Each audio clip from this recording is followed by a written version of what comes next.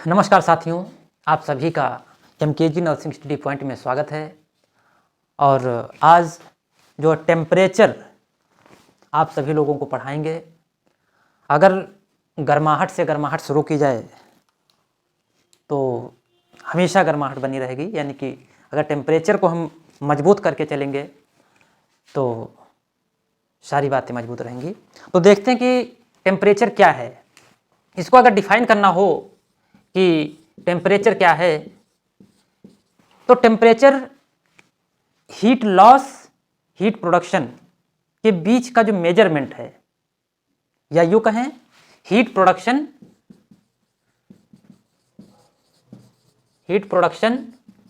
And heat loss, ये दो बातें हैं इसमें। हीट प्रोडक्शन और हीट लॉस के मेजरमेंट को ही हम टेम्परेचर बोल देते हैं। इनके दोनों के मेजरमेंट को क्या टेम्परेचर बोलते हैं।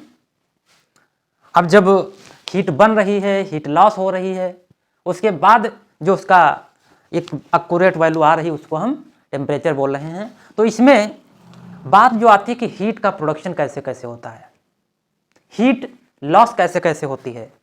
और हीट लॉस से पहले अगर हम हीट प्रोडक्शन की बात करें तो ज़्यादा बेहतर होगा, क्योंकि अगर गर्माहट बनी रहेगी, वो चाहे बॉडी की हो या पॉकेट की हो या अपने स्टेटस की हो, तो जो हीट प्रोडक्शन को मेंटेन करके चलेगा और हीट लॉस उसके बाद पूरा बॉडी का जो फिजियोलॉजिकल स्टेटस है मेंटेन रहेगा।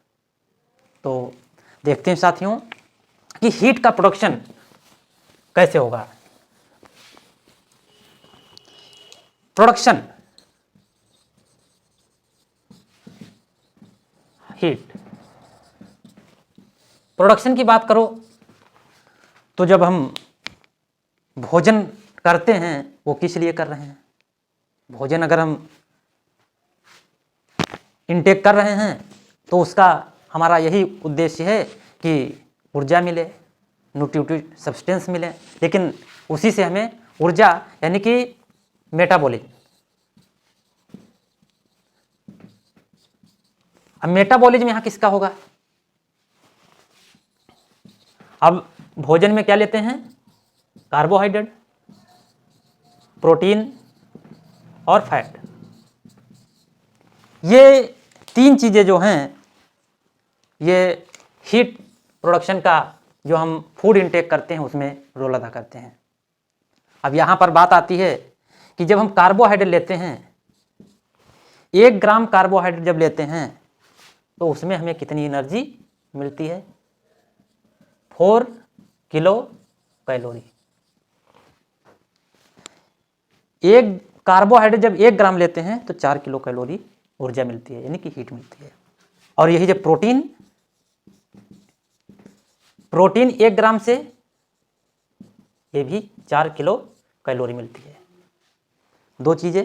इसके बाद ये फैट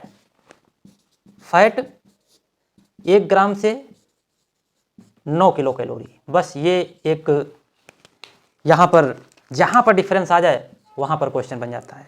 कार्बोहाइड्रेट से 4, प्रोटीन से 4, फैट से 9 किलो कैलोरी। तो ये आप सभी लोगों को मजबूती से याद रखना है। और यहाँ पर अगर एक प्रोटीन का क्वेश्चन देखें, प्रोटीन में पूछ लिया जाता है कि एक एडल्ट पर्सन को प्रोटीन कितनी आवश्यकता होती है, या उसके वेट के अनुसार पूछ लेते हैं कि प्रोटीन की कितनी आवश्यकता होती है। तो लगभग 50 से 65 ग्राम प्रोटीन पर डे चाहिए होती है। अगर कोई व्यक्ति मान लो 50 से 60 केजी के बीच में, 65 केजी के बीच में है, तो नॉर्मली 1 ग्राम प्रोटीन 1 केजी के हिसाब से ये क्वेश्चन पूछा गया है कि 1 ग्राम प्रोटीन 1 केजी के लिए आवश्यकता होती है। ये याद रखना, 1 ग्राम प्रोटीन 1 केजी के लिए आवश्यकता होती है। अगर कोई व्यक्ति 60 केजी का है, 60 केजी का है, तो उसको 60 ग्राम प्रोटीन की आवश्यकता एक दिन में पड़ेगी। तो ये इस स्लाइड पर पहला क्वेश्चन, दूसरा क्वेश्चन प्रोटीन का। तो इस तरीके से जब लेकर के चलेंगे तो ये मेटाबॉलिज्म के माध्यम से किस हिसाब से हीट का प्रोडक्शन हो रहा है, ये देखिए आप लोग। पहला हो गया मेटाबॉलिज्म, दूसरा एक्सरसाइज। एक्सरसाइज करते हैं उस टाइम पर भी हीट प्रोड्यूस होने लगती है। इस टाइम इस तरीके से ठंडक हो रही है, अगर आप एक्सरसाइज करने लगे अभी ये सारे कपड़े उतर जाते हैं, तो उस टाइम पर भी हीट प्रोड्यूस होती है। और तीसरा स्ट्रॉन्ग इमोशन। स्ट्रॉन्ग इमोशन, अब यहाँ स्ट्रॉन्ग इमोशन से क्या मतलब है कि स्ट्रॉन्ग इमोशन आने से कैसे हीट प्रोड्यूस होने लगती है। आप लोग ध्यान दिए होंगे, अगर भविष्य में या आपके जो गुजरे हुए कल हैं उनमें कहीं ना कहीं ऐसी घटनाएं हुई होंगी जहां पर आपको बिल्कुल एक भयावह स्थिति आ गई होगी कि आप कहीं अकेले जा रहे हैं, एक किसी अजीब टाइप की आपको एक आवाज़ टाइप से मिल जाए, वहाँ पर आपको एक डरावनी चीज़ हो जाए, तो वहाँ पर एक भयभीत हो जाएंगे और आप पसीना छोड़ देंगे। तो उस टाइम पर भी इसका प्रोडक्शन होने लगता है। तो इस तरीके से, और जैसे इन्वायरमेंटल फैक्टर भी होते हैं।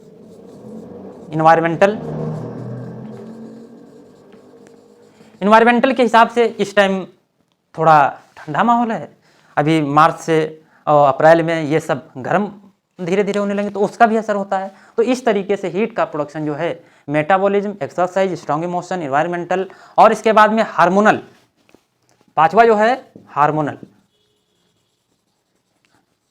हार्मोन की वजह से भी महिलाओं में देखते हैं, जैसे ओवुलेशन के टाइम पर हीट का टेम्परेचर बढ़ जाता है। तो ये सब चीज़ें जो है हीट प्रोडक्शन में आ जा रही हैं। अब अगर हम हीट लॉस की बात करें, हीट लॉस कैसे कैसे हो रहा है। दूसरा पॉइंट, हीट लॉस।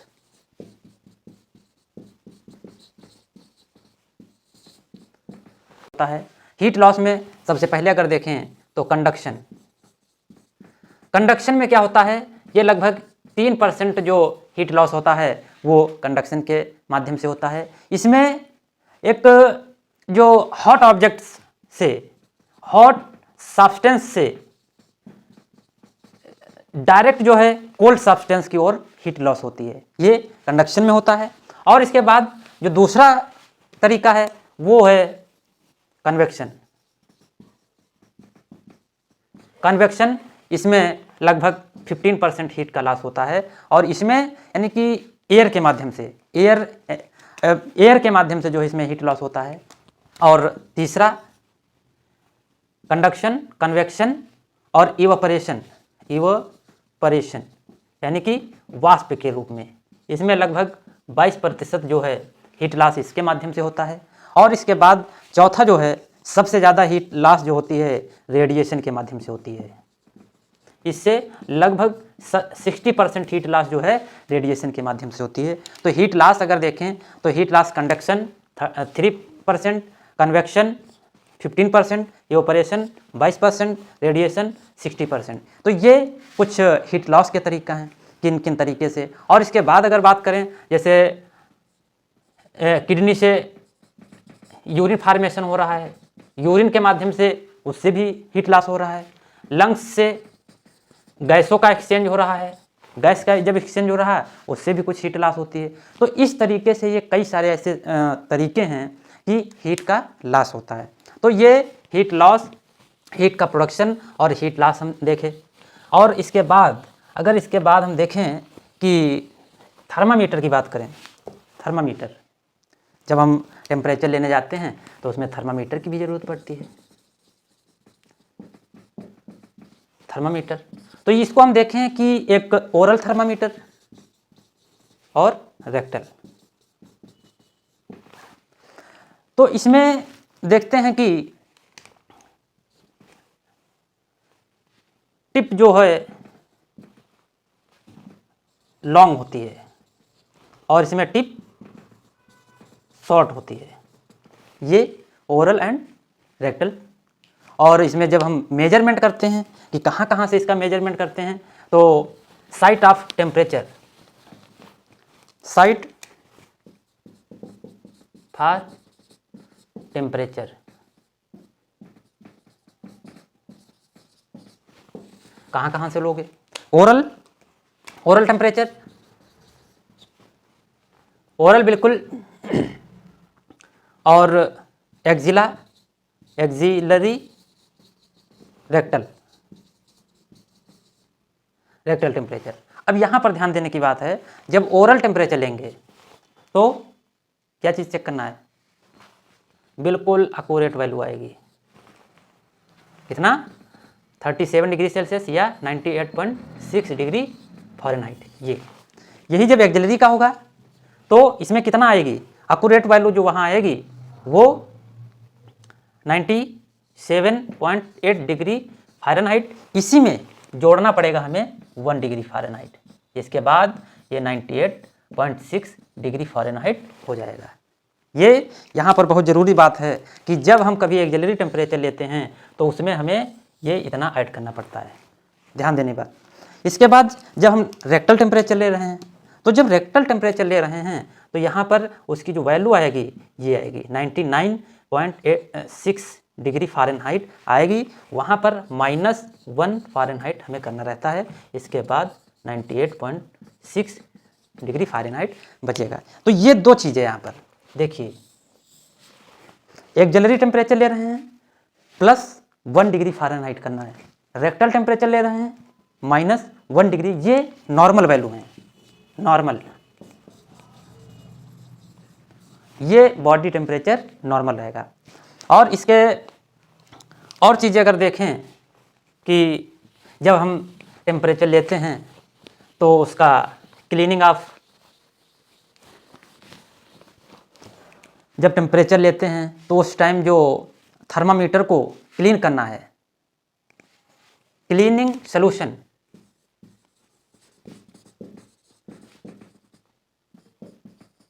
ये सॉल्यूशन जो हम यूज कर रहे हैं उसमें सेवलान,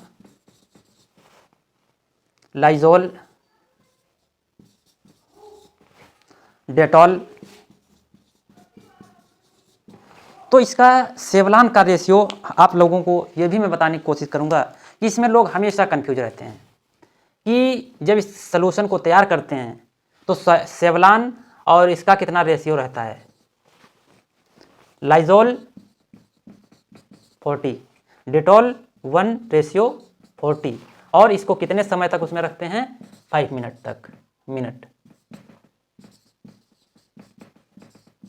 ये सेवलान से अगर क्लीन करेंगे तो उसका सेवलान और सॉल्यूशन का रेशियो 1:20, 5 मिनट तक, लाइजोल 1:40, 5 मिनट, डेटॉल 1:40, 5 मिनट, ये चीज़ याद रखनी है। हाँ, लेकिन जब हम इसको क्लीन करते हैं तो उस टाइम किन बातों को ध्यान रखना है? बिफोर क्लीनिंग, थर्मामीटर को जो क्लीन करना है तो बिफोर टेकिंग टेम्परेचर लेने से पहले जो थर्मामीटर को क्लीन करना है वो बल्ब से किधर जाएंगे या स्टेम से किधर जाएंगे? तो उसमें आप लोगों को ध्यान देने की बात यह है कि जब टेम्परेचर लेने से पहले हमें जब क्लीन करना है तो उसमें हमें बल्ब से स्टेम की ओर आना है, बल्ब से स्टेम, यानी कि बल्ब टू स्टेम, ये थर्मामीटर के हमें लोकेशन याद रखनी है। और यही अगर after taking temperature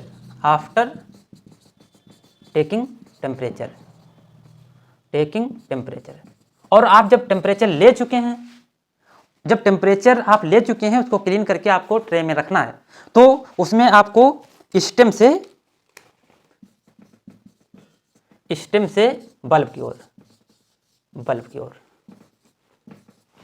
stem to bulb, कब? जब हम टेम्परेचर ले चुके हैं। तो ये तरीका पूछा जाता रहा है और इससे संबंधित क्वेश्चन भी बनते रहते हैं, तो ये आप सभी लोगों को ध्यान रखना है। तो ये एक छोटी छोटी बातें थी, और जैसे और बातें होती हैं कि कब जो है बॉडी टेम्परेचर बढ़ा हुआ रहता है, कब नॉर्मल रहता है, या इन्वायरमेंट का कब टेम्परेचर बढ़ रहता है। अब जैसे ये भी पूछा गया है कि जो इन्वायरमेंट का टेम्परेचर है किस समय लोवेस्ट टेम्परेचर होता है। बहुत अच्छी बात याद आई कि 24 घंटे की अगर बात करें तो 24 घंटे में लोवेस्ट टेम्परेचर कब होता है? सुबह के समय 4 से 6 AM लोवेस्ट टेम्परेचर पाया गया है। और यही हाईएस्ट टेम्परेचर, सबसे ज़्यादा टेम्परेचर 24 घंटे में अगर मेजर किया जाए तो वो जो इन्वायरमेंटल के अनुसार देखा गया है वो शाम 4 बजे से 6 बजे तक, मॉर्निंग इवनिंग। तो ये लोवेस्ट टेम्परेचर सुबह के समय देखा जाता है, हाईएस्ट टेम्परेचर इवनिंग के समय देखा जाता है। तो ये कुछ बेसिक चीज़ें थी टेम्परेचर से संबंधित। और इसमें जो मैंने ये बताया था कि एक्सिलरी टेम्परेचर और वेक्टर टेम्परेचर, इसमें मैंने क्या बताया है कि इसमें +1 जोड़ना है फ़ारेनहाइट, और इसमें माइनस करना है -डिग्री फ़ारेनहाइट। तो ये जब चीज़ें की जा रही हैं तो इसमें इन दोनों को भी मिला करके कभी कभी क्वेश्चन बना देते हैं। जब आप सभी लोग MCQ कवर करेंगे, जब MCQ लगाएंगे तो एक्सिलरी और इसके दोनों के अंतर को मेजर करके आपसे क्वेश्चन पूछ लिया जाएगा, तो उसको समझना है।